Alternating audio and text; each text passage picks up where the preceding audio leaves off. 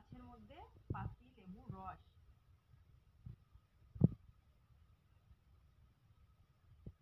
স্বাদ অনুযায়ী নুন, লাউ পাতা। মশলার জন্য লাগছে সাদা সরষে, কালো সরষে, জিরে, কাজু, পোস্ত আর কাঁচা লঙ্কা। সাদা সরষে, কালো সরষে আর পোস্তর পরিমাণ একই। আর হাফ চা চামচ জিরে আর 4টে কাজু আর কাঁচা লঙ্কা।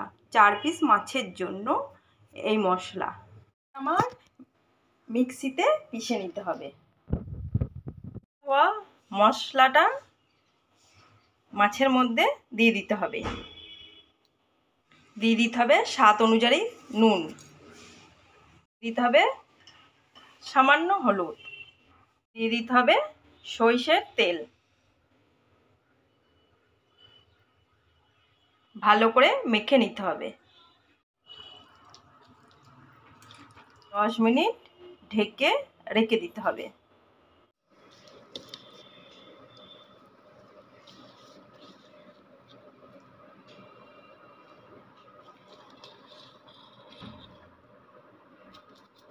দিয়ে দিলাম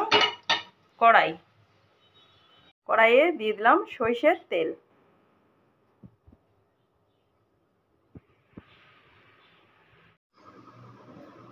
আমার গরম হয়ে গেছে।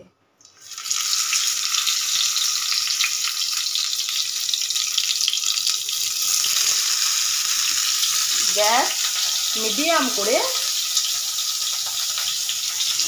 ঢাকা দিয়ে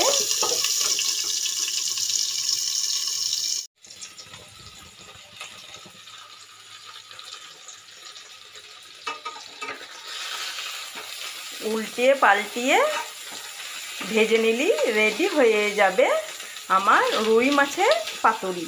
এইভাবে একবার বানান আর খান, মুখের স্বাদ বদলে যাবে।